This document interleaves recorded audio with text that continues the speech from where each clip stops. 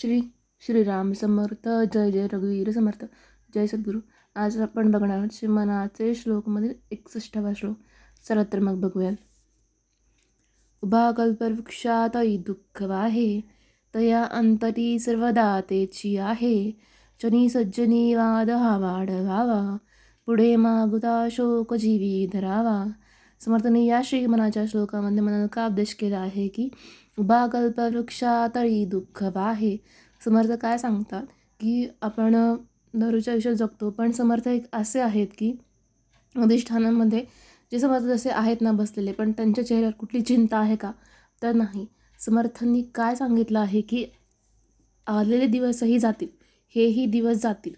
चांगल्या आणि वाईट या दोनही गोष्टीमध्ये आपण काय लक्षात ठेवायचं की हेही दिवस जातील. म्हणजे काय, चांगले आले की त्याच्यामागे वाईट दिवस असतात आणि वाईट असले की त्याच्यामागे चांगले दिवस असतात. मग दोन्ही गोष्टींमध्ये साम्यता ठेवणं हे खूप महत्त्वाचं आहे. जरी काही गोष्टीसाठी आपण थोड्या वेळा काळासाठी आपण ती गोष्ट जरी गेली तरी आपण त्या गोष्टीवर रडत बसायचं का, तर नाही. तर त्या गोष्टीमागे परत कुठेतरी चांगल्या गोष्टी या लपलेल्या असतात. मग समर्थांनी काय सांगितलं आहे की उभा कल्पवृक्षातळी दुःख वाहे. मग समर्थ एवढ्या गोष्टी आपल्याला शिकवतात, इतके वर्ष बोध शिकवतात. मग त्या बोधातून आपण काय घेतो. मग समर्थ सांगतात की बोध, तर त्याचे बोधाचं आपण काय करता आलं पाहिजे, तर विवरण करता आलं पाहिजे. पण आपण बोलण्यामध्ये इतके गुंतलेलो असतो की त्या बोधाचं विवरण होतं ना काही. मग समर्थ काय सांगतात की श्रवण मनन निषुद्धास. मग श्रवण, मग त्याच्यानंतर मनन किती होतं आणि निषुद्धास हा कुठे जातो. मग आत्ताच्या जगामध्ये काय म्हणतो आपण त्याला की फोकस. श्रवण म्हणजे काय, तर लर्निंग. मनन म्हणजे काय, तर आपण ते मनन काय केलं पाहिजे, तर मनन त्या गोष्टी मनन केलं पाहिजे. सारख्या त्या गोष्टी आपल्या मनावरती बिंबवल्या गेल्या पाहिजे नाही. मग त्याच्यानंतर फोकस तो राहतो तो आपला निषुद्धास. मग समर्थ काय सांगतात की उभा कल्पवृक्षा तरी दुःख आहे. मग समर्थ काय सांगतात की जर आपल्याकडे या सगळ्या गोष्टी श्रवण मनन निषुद्धास या गोष्टी असतील तर आपण कुठल्या गोष्टी चुकतो का, तर नाही. कारण आपल्याकडे दुसऱ्या येणारा विषय हा आपल्याकडे कुठल्या मनातही येत नाही. मग आपल्याला काय द्यावं लागतं कधी कधी की आपण जे श्रवण केलं असतं तर त्या श्रवणातून आपण किती उभारलो, मग त्या गोष्टीसाठी आपल्याला परीक्षा द्यावी लागते. मग तेव्हा कुठे आपण समर्थांच्या त्या पात्रतेसाठी उभे असतो. मग समर्थ काय सांगतात की तया अंतरी सर्व दाते चिर आहे.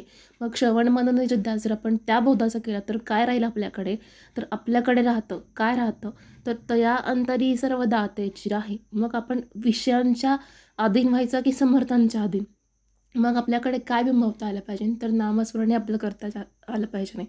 नंतर काय सांगतात, जनी सज्जनी वाद हा वाढवावा. मग समर्थ काय सांगतात की जनी सज्जनी वाद हा वाढवावा. मग वाद कुठला, तर वाद हा वादे वितंडवादे आणि संवाद आणि सुसंवाद या दोन गोष्टी, दोन प्रकारच्या गोष्टीत. मग आपल्याला तो करायचा कसा, तर आपल्याकडे खूप सारे लोक येतात, पण आपण प्रत्येक व्यक्तीशी कसं बोलतो हे आपल्याला त्याच्या वागण्यातून आणि त्याच्या चेहऱ्याच्या हावभावावरून लगेच कळून जातं. मग समर्थ काय सांगतं की आलेला व्यक्ती हा कोणत्या विषयातून आलेला आहे हे बघूनच कळतं. मग आपल्याला काय करता आलं पाहिजे, तर आलेल्या व्यक्तीला जर रागातून आला असेल तर त्या व्यक्तीला प्रतिवाद न करता पहिले त्याला समजून घेणं की हा व्यक्ती नक्की बोलतोय काय आणि त्याच्यावरती काय रिस्पॉन्स द्यायचा हे आपल्यावरती डिपेंड असतं. मग समर्थ काय सांगतात की जनी सज्जनी वाद हा वाढवावा. मग वाद कुठला वाढवायचा, तर आपण वाद न वाढवता तर त्या गोष्टी सुसंवादाकडे कशा येतील हे आपण बघायचं. समोरच्या व्यक्तीला त्या गोष्टी कळत नाहीत की आपण काय बोलतोय आणि काय, तर आपण काय करता आलं पाहिजे की त्या व्यक्तीच्या भावना आधी समजून घेता आल्या पाहिजे.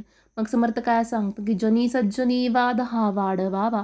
मग काय वाढतं, तर आपल्याकडे प्रॉपर्टी वाढते, गाडी बंगला या गोष्टी वाढतात, पण आपल्याकडे काय वाढवून घ्यायचं हे आपल्याला कळवून घेता आलं पाहिजे नाही. नंतर काय सांगता श्रीगुरुस्वारी की पुढे मागुता शोक जीवी धरावा. आता शोक हा कुठला धरायचा, तर आपल्याला हे कळलं पाहिजे. तर आपल्याकडे वेगवेगळे शोक येतात, नाना प्रकारचे शोक येतात. मग आपल्याला शोक हे कळाले पाहिजे नाही. आपल्या स्वतःकडे शोक येतात, समोरच्यांकडे शोक येतात, पण आपण श्लोक कधी वाचत नाहीत. मग आपण काय करता आलं पाहिजे नाही की पुढे मागुता शोक जीवी धरावा. आता मागच्या काही गोष्टी झालेल्या असतात, आपण त्याच गोष्टी रडगाण करत करत बसतो, माझ्या आयुष्यात हे झालं, माझ्या आयुष्यात ते झालं. मग समर्थ काय सांगतात की झालेल्या गोष्टी आपण परत परत काढूच नाही, कारण त्या गोष्टी परत कधी होणारी नसतात. सिलेबस येतो आपल्याकडे, सिलेबस आल्यानंतर त्या सिलेबसच्या बाहेरचं कधीच प्रश्न येत नाही.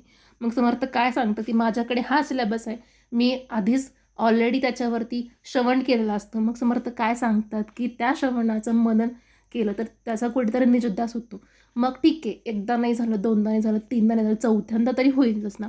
मग समर्थ काय सांगतात की आपण तिथेच न थांबता पुढे जाता आलं पाहिजे नाही.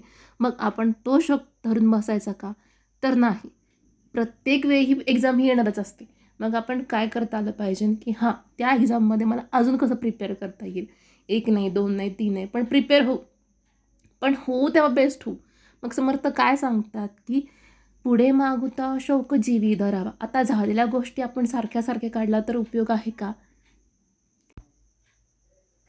तर आपल्या श्रीमनाच्या श्लोकामध्ये समर्थांनी छान अर्थ समजून सांगितलं आहे. तर हा होता श्रीमनाचे श्लोकमधील 61वा श्लोक.